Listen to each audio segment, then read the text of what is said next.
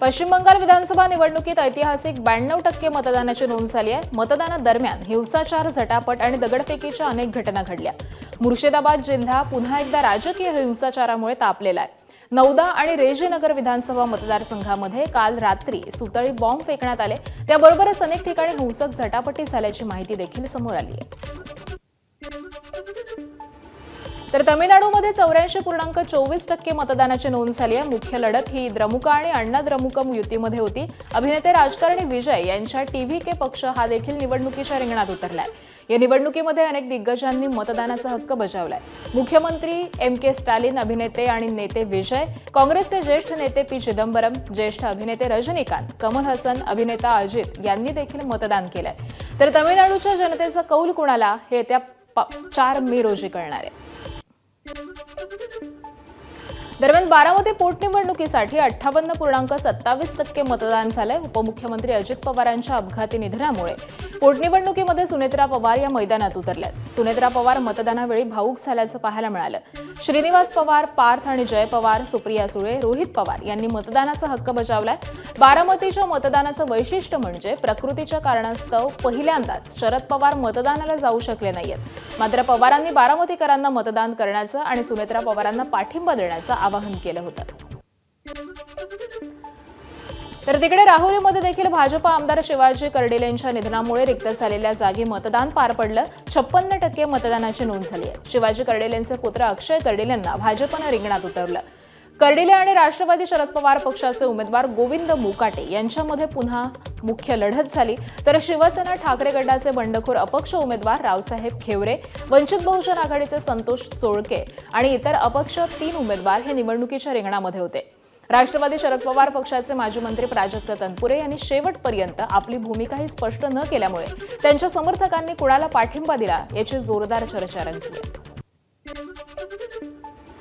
बारामतीच्या पोटनिवडणुकीमध्ये दादांच्या वारसाची चर्चा रंगलेली आहे। जय पवार यांनी 2029ची निवडणूक लढवण्याची इच्छा बोलून दाखवली। कार्यकर्त्यांना वाटतं मी निवडणूक लढवावी असं जय पवार म्हणाले।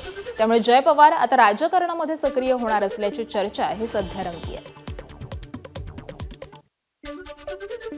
तरी सुनेत्रा वहिनींची असली तरी देखील चर्चा ही आहे की तुम्ही या पुढच्या काळात आता 2029 मध्ये तुम्हाला त्या सगळ्या याच्यात पुढे केलं जाणार आहे आणि तुम्ही ज्या पद्धतीने लोकांची मागणी आहे की 19 मध्ये मी उमेदवार व्हावं, 29 मध्ये मी उमेदवार व्हावं, पण माझी आशा आहे, नाही तर माझ्या मनात काय आहे की मी पक्षाचा छोट्या कार्यकर्ता म्हणूनच कास माझे पुढे चालू ठेवावं आणि सगळ्यांना तिथं मदत करावी।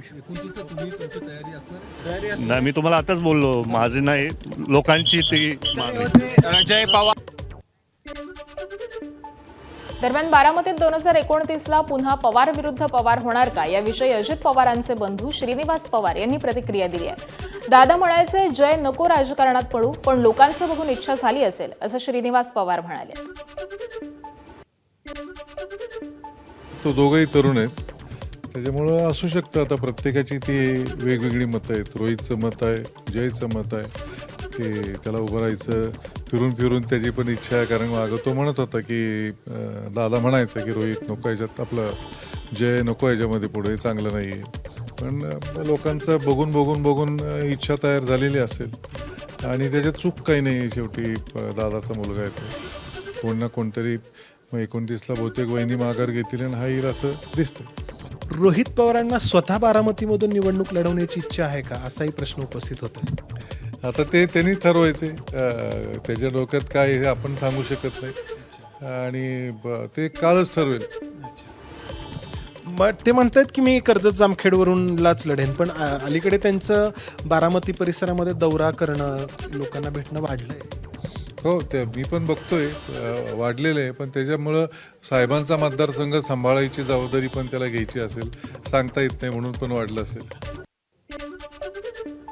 अजित पवार असतानाही बारामतीत पवार विरुद्ध पवार लढत झाली। 2029ला देखील जय पवार विरुद्ध युगेंद्र पवार अशी लढत होऊ शकते असं रोहित पवारांनी म्हटलंय। त्याबरोबरच जय पवारांच्या वक्तव्यावरती सुप्रिया सुळेंनी देखील प्रतिक्रिया दिली आहे।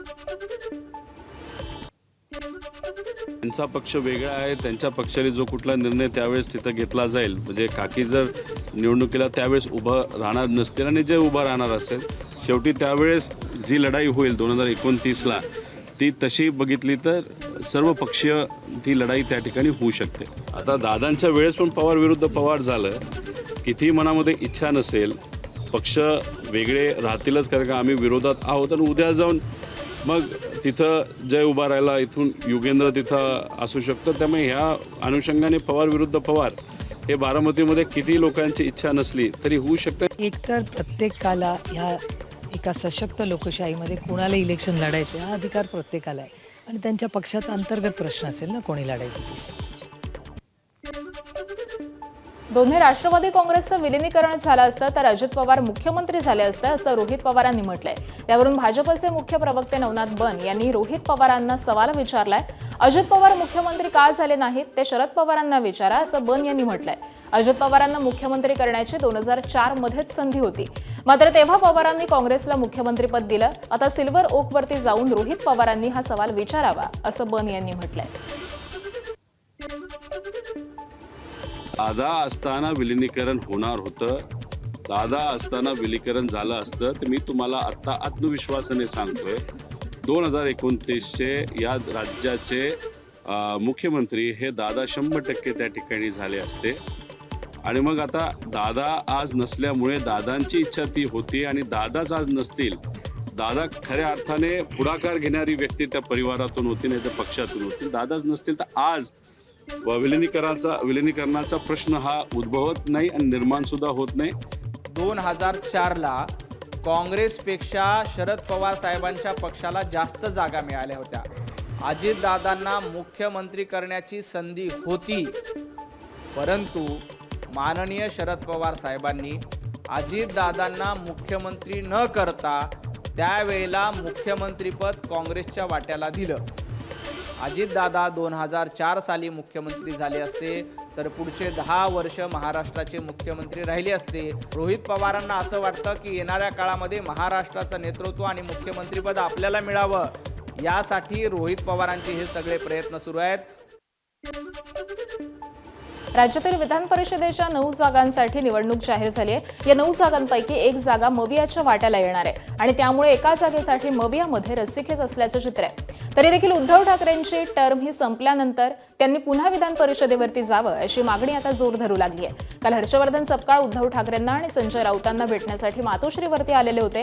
विधान परिषदेच्या संदर्भामध्ये चर्चा झाली आहे. तर या बैठकीनंतर माध्यमांना प्रतिक्रिया देताना सपकाळ यांनी ठाकरेंच्या नावाचा उल्लेख करत स्पष्ट संदेश दिलाय. ठाकरे मवियाचा चेहरा आहेत, ते असतील तर पुढे जाऊ असं सपकाळ म्हणाले.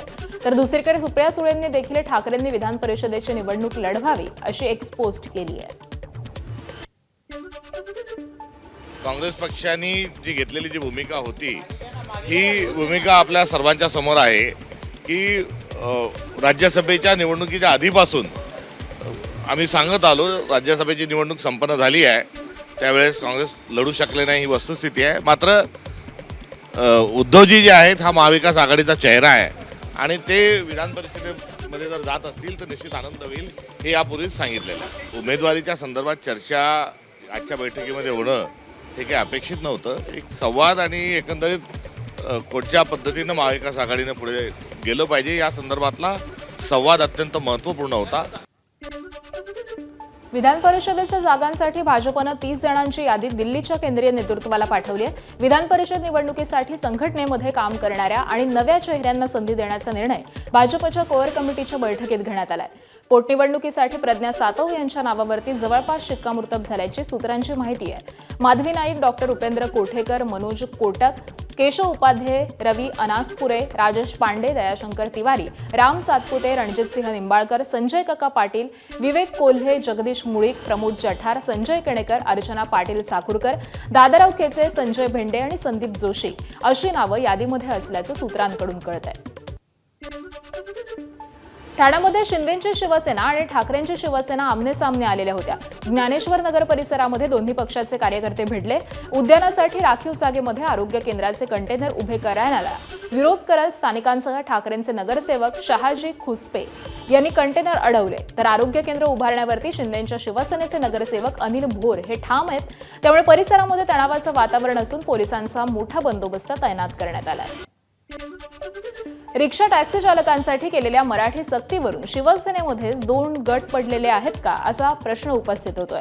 कारण शिवसेनेचे नेते संजय निरुपम यांनी प्रताप सरनाईकांना पत्र लिहिलंय.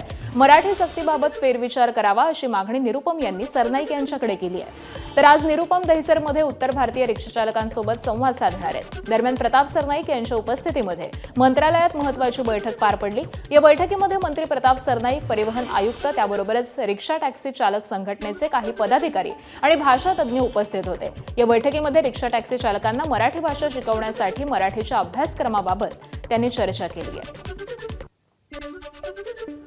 भाईंदर पूर्वेच्या ऑटो रिक्षा युनियनच्या पदाधिकाऱ्यांसोबत आयोजित कार्यक्रमाला मनसेनं विरोध केलाय. अॅडव्होकेट गुणरत्न सदावर्ते यांच्या प्रमुख उपस्थितीमध्ये हा कार्यक्रम पार पडत असताना मनसे कार्यकर्त्यांनी जोरदार घोषणाबाजी करत विरोध दर्शवला.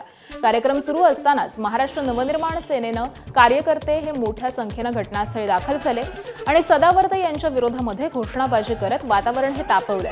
दरम्यान या बैठकीमध्ये ऑटो रिक्षा चालकांच्या विविध समस्यांवरती चर्चा होणार असल्याचं सांगण्यात आलेलं होतं. हर कष्टकारी, हर रिक्शा वाले के साथ हम हैं. शशांक राव जी भी हर रिक्शा वाले के साथ है. कानून के साथ हम हैं, संविधान के साथ हम हैं और प्रभु श्री राम के विचारों के साथ हम हैं. और लड़ाई हमसे नहीं है प्रताप की. प्रताप को लड़ने का किससे है मालूम है? दत्तोपंत ठेंगड़ी के विचारों से लड़ना है. वो लड़ाई उन्हें महंगी पड़ेगी. एकनाथ जी शिंदे साहब, प्रताप को समझाओ. मान्यवर दत्तोपंत ठेंगड़ी के विरोध में जा रहे हैं प्रताप. भारत रत्न डॉक्टर बाबा साहब अम्बेडकर के संविधान के विरोध में जा रहे हैं प्रताप. इस तरह का प्रताप मिट्टी में मिला देगा राजनीति. मध्य रेल्वेला अमित ठाकरेंनी दिलेल्या इशाऱ्यानंतर मध्य रेल्वेनं अधिसूचना बदलली आहे. मध्य रेल्वेच्या भरती प्रक्रियेमध्ये मराठीचा समावेश करण्यात आलाय. याआधी 16 मार्चला काढलेल्या अधिसूचनेमध्ये परीक्षेचं माध्यम हे केवळ हिंदी, इंग्रजी असल्याचा उल्लेख होता आणि याचा निषेध करत अमित ठाकरेंनी इशारा दिला. त्यानंतर मध्य रेल्वेनं नवी अधिसूचना काढत मराठीचा देखील माध्यम म्हणून समावेश केलाय. 2017 मध्ये आणि 19 मध्ये ह्या ज्या भरत्या झाल्या त्या मराठीत झाल्या. 23 मध्ये झाल्या त्या मराठीत झाल्या. आता 26 मध्ये काय झालं मला ह्यांना कळलं नाही. फक्त इंग्लिश आलं, हिंदी आलं आणि कन्नड आलं. मराठीला का डावलण्यात आलं मला कळलं नाही. सतत चाचपडून बघू नका, ह्याच्यापुढे मराठीतच झालं पाहिजे. आमचं ह्या वेळेला फक्त पत्र आलेलं, नाही तर तुमच्या परीक्षा वगैरे कुठे होतात हे आम्हाला सगळं माहिती आहे. कशा बंद करायचं ते पण माहिती आहे. अमरावती महानगरपालिकेच्या आमसभेमध्ये गोंधळ झालाय. महायुतीच्या महिला नगरसेविका आक्रमक झाल्याचं पाहायला मिळालं. नारी शक्ती अधिनियमाला पाठिंबा न दिल्याच्या मुद्द्यावरून महायुतीच्या नगरसेवकांनी काँग्रेस विरोधामध्ये तीव्र घोषणाबाजी केली. महाराष्ट्र राज्य सहकारी बँक कथित घोटाळा प्रकरणातल्या आर्थिक गैरव्यवहार प्रकरणामधून रोहित पवार दोषमुक्त झालेत. विशेष सत्र न्यायालयाकडून रोहित पवार यांना दोषमुक्त करण्यात आलंय. या प्रकरणामध्ये मुंबई पोलिसांच्या आर्थिक गुन्हे शाखेनं दाखल केलेल्या मूळ गुन्ह्याचा तपास हा बंद झालाय. तर प्रकरण बंद करण्याची शिफारस करणारा आर्थिक गुन्हे शाखेनं दाखल केलेला अहवाल विशेष न्यायालयानं स्वीकारलेला होता. त्यामुळे या गुन्ह्याच्या आधारे ईडीनं दाखल केलेले प्रकरण हे कायम राहू शकत नाही असा दावा करत रोहित पवार यांनी दोषमुक्तीच्या मागणीसाठी विशेष न्यायालयामध्ये अर्ज केला होता.